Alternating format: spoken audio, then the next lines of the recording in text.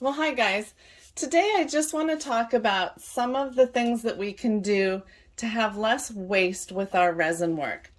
We know that resin is not an earth-friendly product, so we don't want to be wasting resin and throwing it away because it's just going to sit in the form that it's in forever in our landfills. So I just did a pour and I have a little bit of resin left over.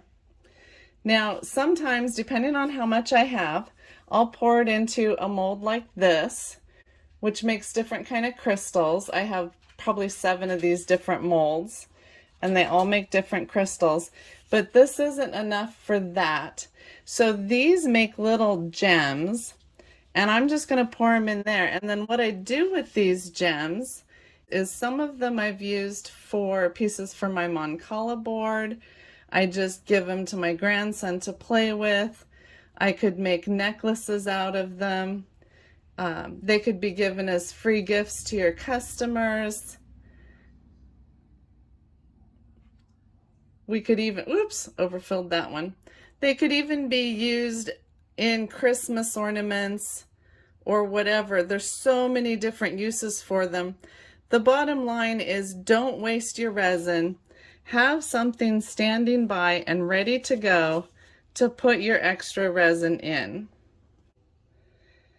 Then the next thing is a lot of us use wooden sticks to stir our resin, but we're told over and over that the wooden sticks put air bubbles into our resin, and they do. But if you just take a sanitizing wipe and wipe the excess resin off, now there's resin in your stick. Just set it aside to dry or cure, and now it is sealed with resin. So that's pretty cool. Okay, now I'm just going to let those cure because they're done, and then I have a whole container of them. I'll throw them in when they're done. I'll hit them with the torch in a few minutes. My husband, I think, took my lighter for the barbecue, so I can't find that. The next thing I want to talk about is I've seen a lot of people use plastic sheeting to protect their work surface.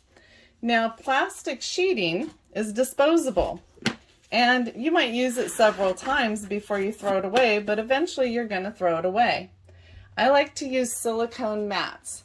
Silicone mats have a higher investment in the beginning, but they will last forever and ever.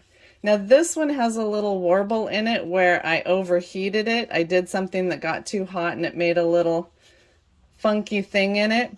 But depending on what I'm doing, it's fine. If I were doing something teeny tiny there, little jewelry pieces or something, it could throw them off level.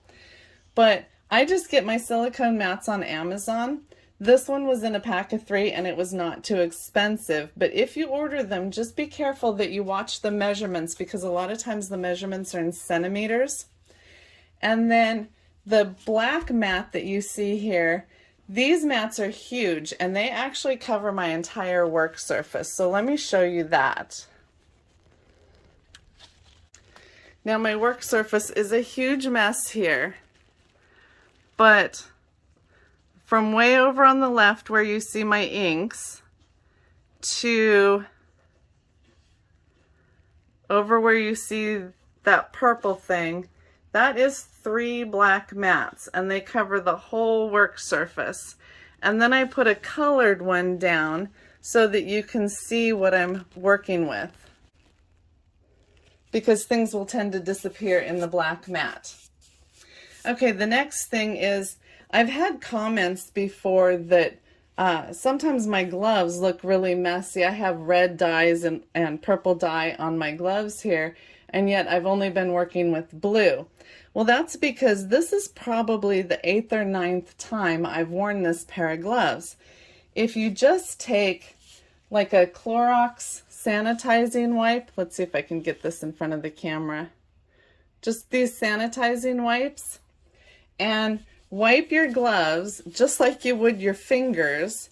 It cleans them right up from any resin, and then when I take my gloves off, they don't stick together and they don't tear when I put them back on. Gloves have gotten very, very expensive, and one box of gloves on Amazon last time I looked was almost $28. I can get them cheaper at Costco if I'm willing to buy a huge volume, but I've just started reusing my gloves over and over. Now the next thing I do is my reusable silicone cups. There is a way that you can wait for them to harden and clean them at the kitchen sink over a strainer.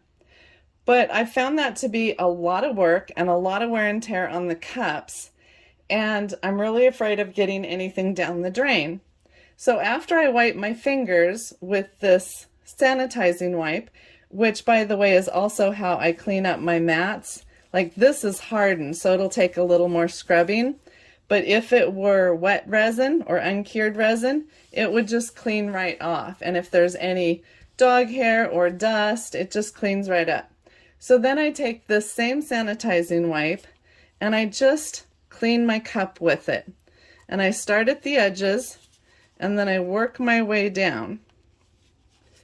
And I just clean it out, get all the way down into the bottom, and get the worst of it there. Now I can see there's still a little bit of residue in the corners of the bottom, but now I also got some on my fingers. So I'm going to take one more wipe. And as we know, it takes 2 cups to mix our resin. So I'm going to take one more wipe. I'm going to finish off this one. Get down in that corner good.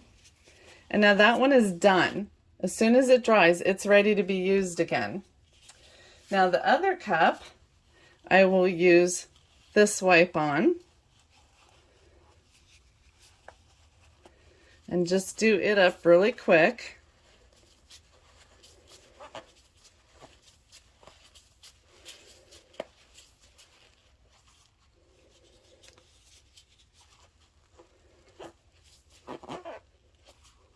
And it's done. It's good and clean, ready to go. And we only use 2 wipes. Then I'll fold this to a clean spot. I'll wipe off the fingers of my gloves. My gloves are ready to be used again. And there we go. We're all done.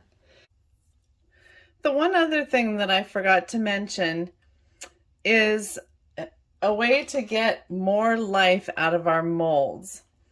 And this one I tore a couple of uses ago. I tore it right here. So there's just a little tear there, but it goes down a little bit, so we can't even fill the mold without resin running through there. And you can see it pretty well from this side. See it right there? So what I did a couple of uses ago, I just wanted to try this, is I took my hot glue gun and I just put some hot glue down there, and I was pretty generous with it, and I made sure that the glue gun was completely heated up.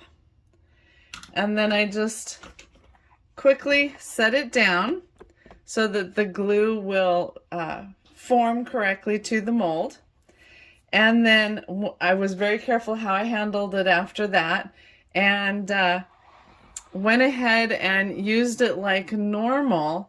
And then when I demolded my project, of course that piece popped right off, but then the next time I went to use it, I just did this again and it worked just fine. So this is just one more way that we can get more life out of our molds before we have to replace them.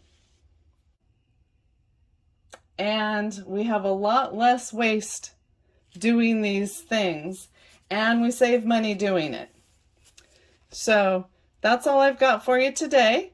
I hope you like these little tips. So if you enjoyed this video, please like and hit that subscribe button, and I will see y'all soon. Bye-bye.